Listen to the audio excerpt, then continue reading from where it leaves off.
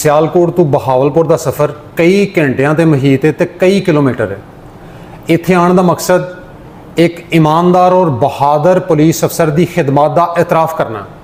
जिहड़े police officer uniform ते पहनते हैं नाल अपने कंधियां दे उत्ते इंसानियत का बोझ भी उठाते हैं।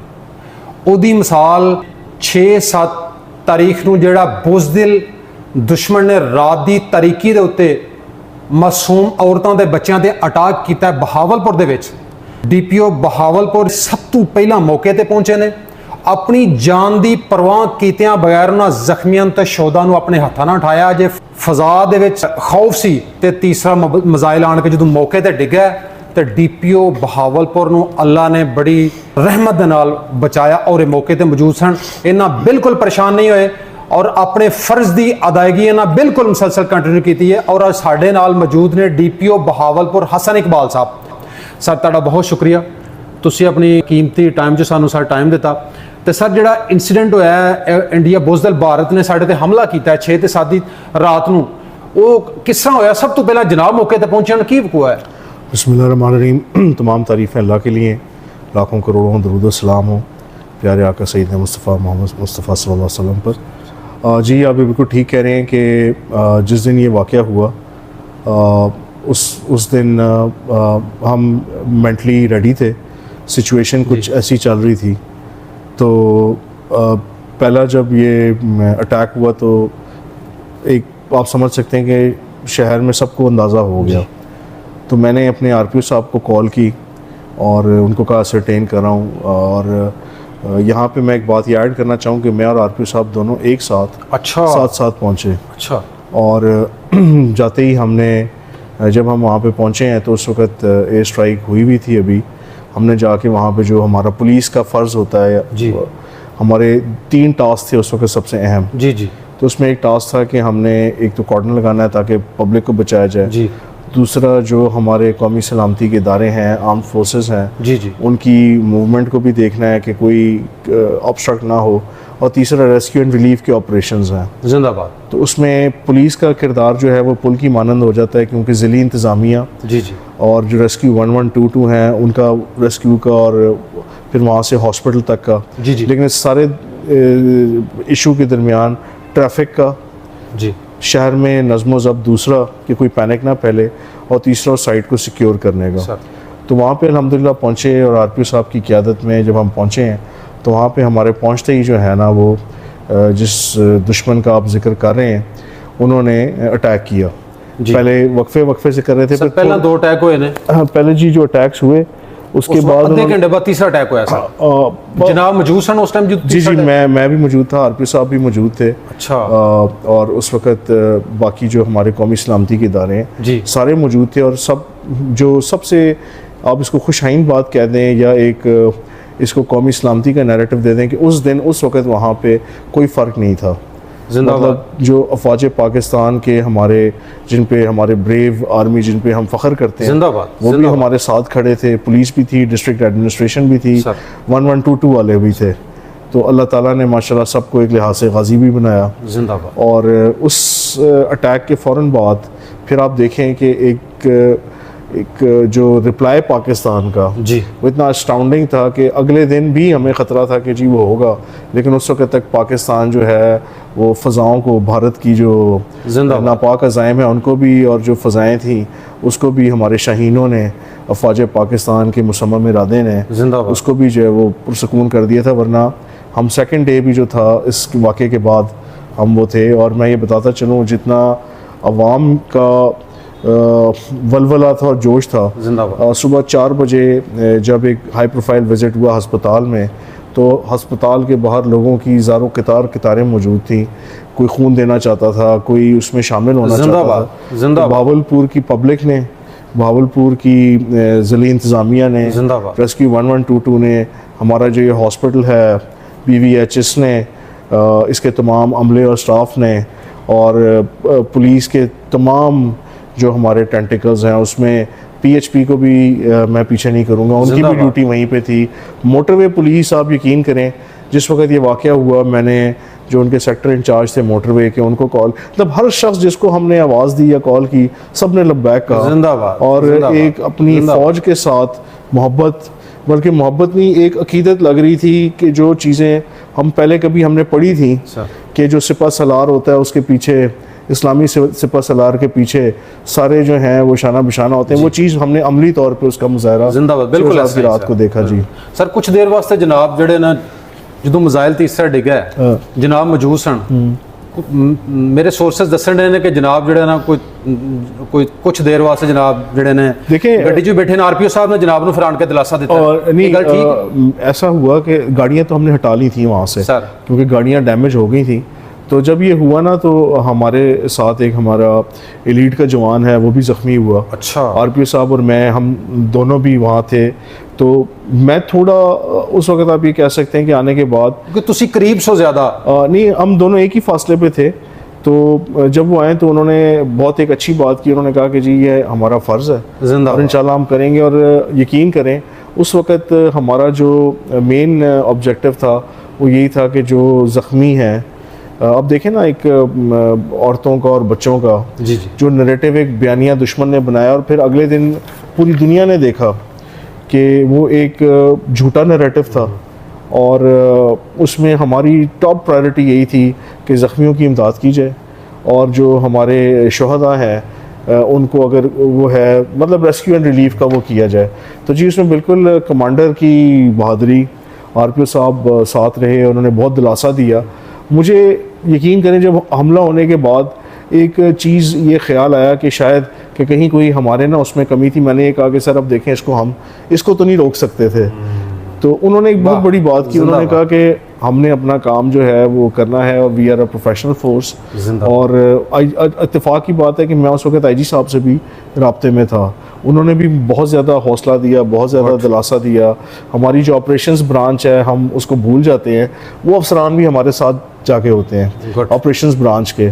तो लम्हा लम्हा उस तरह चीफ सेक्रेटरी साहब को भी अगर मैं बात करूँ, सारे उस प्रोसेस में कमिश्नर साहिबा और डीसी साहब भी मौजूद थे। तो चीफ सेक्रेटरी साहब को भी वो राह बगाए जो हैं वो आगाह कर रहे थे। और एक बात फिर बताना बड़ी ज़्यादती होगी कि ना बताया जाए कि उस रात के पहर भी 2:30-3 बजे सीएम पंजाब ने खुद, जो एक हमारा ग्रुप है उसमें ना सिर्फ खैरियत पूछी बल्कि उन्होंने पूछा कि रेस्क्यू एंड वो क्या चल रहा है पुलिस का, वो सारा मतलब वो खुद भी उस वक्त जिंदाबाद। यानी अगर आप कहें कि फौज की आला तरीन क़यादत से लेके सियासी आला तरीन क़यादत से लेके तमाम लोग एक पेज थे सन, सब अपना फ़र्ज़ भी समझते थे और सबका जो जिम्मेदारी थी वो बड़े एहसन तरीके से निभा रहे थे।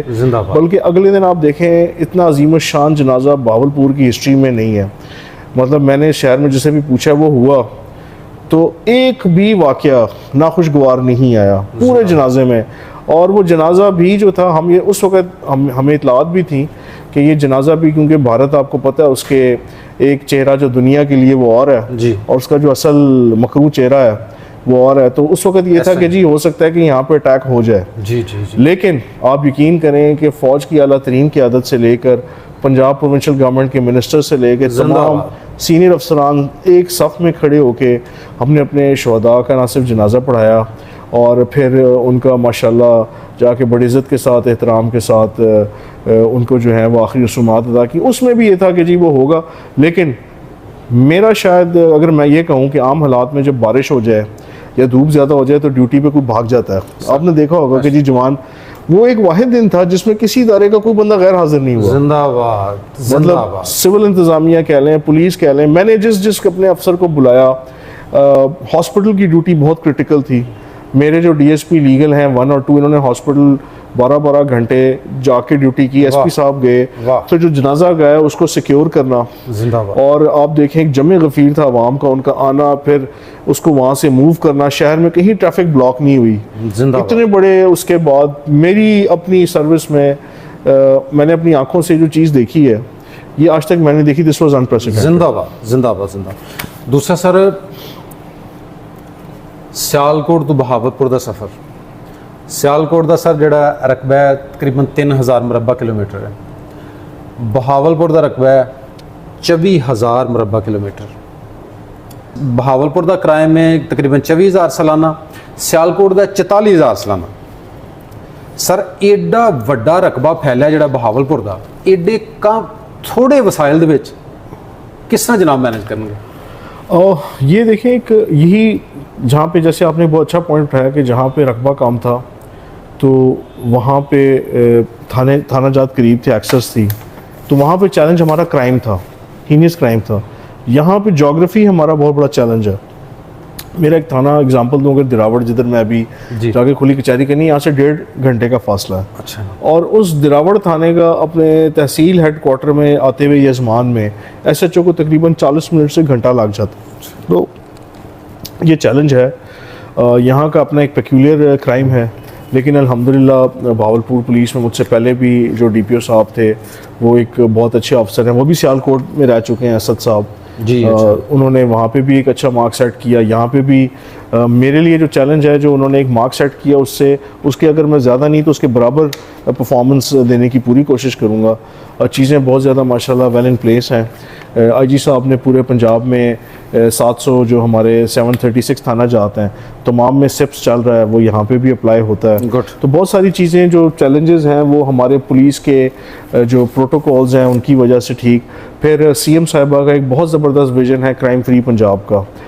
उसके ऊपर ना सिर्फ रेगुलर मॉनिटरिंग भी हो रही है, बल्कि एक एक केस किसी औरत के साथ, बच्चे के साथ ज्यादती हो जाए, कोई इस तरह का केस हो जाए, तो रोज़ाना उसकी खुद मॉनिटरिंग जो है वो CM साहिबा खुद करती हैं। उससे चीज़ों में बहुत बेहतरी आई है। कचहरियाँ हम रेगुलरली कर रहे हैं, लोगों के पास जा रहे हैं। तो सर मैं सियालकोट का शहरी हाँ, मैनू ग्राउंड तो बड़ी वाकफियत है। सियालकोट ਦੇ ਵਿੱਚ ਇੱਕ ਐਸਾ ਗੈਂਗ ਸੀ ਜਿਹੜਾ ਬੈਰੂਨੇ ਮੁਲਕ ਬੈਠਾ ਸੀ, ਲੋਕਾਂ ਨੂੰ ਫੋਨ ਕਰਦੇ ਸਨ, ਪਤਾ ਲੈਂਦੇ ਸਨ, ਤੇ ਲੋਕਾਂ ਦੀ ਜਿਹੜਾ ਉਹਨਾਂ ਸ਼ੂਟਰ ਰੱਖੇ ਹਨ, ਜਿਨ੍ਹਾਂ ਕਈ ਲੋਕਾਂ ਦੀ ਜ਼ਿੰਦਗੀ ਚਲੀ ਗਈ ਹੈ, ਮਾਰ ਦਿੰਦੇ ਹਨ ਸਰ। ਉਹ ਸਾਰਾ ਜਨਾਬ ਨੇ ਗਰੁੱਪ ਯੂਰਪ ਤੋਂ, ਬੈਰੂਨਾ ਮੁਲਕ ਤੋਂ ਲਿਆ ਕੇ ਫੜ ਕੇ ਤੇ ਕੈਫਰੇ ਕਿਰਦਾਰ ਤੱਕ ਪਹੁੰਚਾਇਆ। ਅੱਜ ਵੀ ਲੋਕ ਜਨਾਬ ਨੂੰ ਹੱਥ ਚੁੱਕ ਕੇ ਦੁਆਵਾਂ ਜਨਾਬ ਵਾਸਤੇ ਕਰਨ ਦੇ ਨੇ, ਔਰ ਉਹਦਾ ਫਾਇਦਾ ਹੁਣ ਤੱਕ ਮਹਿਸੂਸ ਹੋਣ ਡਿਆ। ਕੋਈ ਐਸਾ ਵਾਕਿਆ ਸਿਆਲਕੋਟ 'ਚ ਨਹੀਂ ਹੋਣ ਡਿਆ। ਕੀ ਕਹਿਣਾ ਚਾਹੁੰਦੇ ਉਹਦੇ ਬਾਰੇ 'ਚ? देखें, एक तो वो एक ग्रुप वर्क था, मसला काफ़ी अरसे से मौजूद था, और मैं ये समझता हूँ कि क्राइम को जब आप देखते हैं ना, तो आप ये देखते हैं कि असल चीज़ लोगों को क्या तंग कर रही है। उस वक्त मेरे जो RPO साहब थे उन्होंने मेरी बहुत ज़्यादा सपोर्ट की उसमें, और फिर हमारा एक बड़ा ज़बरदस्त सेटअप सियालकोट में था, बल्कि पूरे पंजाब में वो टॉप पे था जहाँ मुलजिमान को लेके आने का। जी। फिर उसका एक सेल RPO साहब ने अपने ऑफिस में बनाया हुआ था। सर सारा पंजाबी तो है ना, जनाब ने इतना एक्स्ट्रा लेवल पे माशाल्लाह नहीं, वो उसमें एक टीम वर्क थी। और देखें, हर इलाके का ना एक अपना पेक्यूलियर क्राइम है। यहाँ पे अब एक और भी चीज़ जो मैं समझता हूँ कि यहाँ पे आके अभी हासिलपुर में हमने 2 ब्लाइंड मर्डर सॉल्व किए आते ही, और वो अब मसला ये है कि वहाँ सियालकोट में चीज़ें हाईलाइट भी ज़्यादा हुई, ठीक है ना, अच्छा काम भी हाईलाइट होता है, पुलिस का बुरा भी। यहाँ पे मैं समझता हूँ कि भावलपुर पुलिस भी बहुत अच्छा काम कर रही है। अभी मेरे आने से 2 हफ्ते पहले एक बच्ची के साथ ज़्यादती हुई, उसका कत्ल हुआ, लेकिन भावलपुर पुलिस ने विद इन नो टाइम उस केस को ट्रेस किया, तो वो सारी टीम भी शाबाश की मुस्तहिक है। तो पुलिस ज़ाहिर है, और प्रायोरिटीज़ हर कमांडर की। सर मैं जनाब की गल नूं कंटिन्यू करांगा। एक थाने नेकेपुरे दे विच एक ਜ਼ਾਲਮ शख्स ने जिहड़ा बच्चों नाल ज़्यादती करता सी, और उन्हें 14 साल का बच्चा ज़्यादती तो बाद मार दिता सी, और जनाब 2 दिन सोए नहीं सन। जनाब ने इन्नी स्ट्रगल की, और उस शख्स को गिरफ्तार पुलिस ने किया तो कैफरे किरदार तक पहुँचाया। वो हर शख्स जिहड़ा ना जनाब वास्ते, उस सारा शहर उस टाइम सर सोगवार सी, परेशान सी, और जनाब ने एडा बड़ा काम किया, लोग जनाब वास्ते तो दुआवां देते। देखें, उसमें ये भी तो क्रेडिट हमें देना चाहिए ना अपनी सियासी क़यादत को, कि उनकी बसीरत और उनकी सपोर्ट, अगर आपको सपोर्ट किया जाए। गुड। जैसे मैंने आपको कहा कि मैडम CM का एक विज़न है क्राइम फ्री पंजाब, और जहाँ पे औरतों की और बच्चों की बात या कोई मजलूम की आ जाए, तो वहाँ पे कोई ना अफसर स्पेयर होता है, ना कोई बंदा स्पेयर होता है। गुड।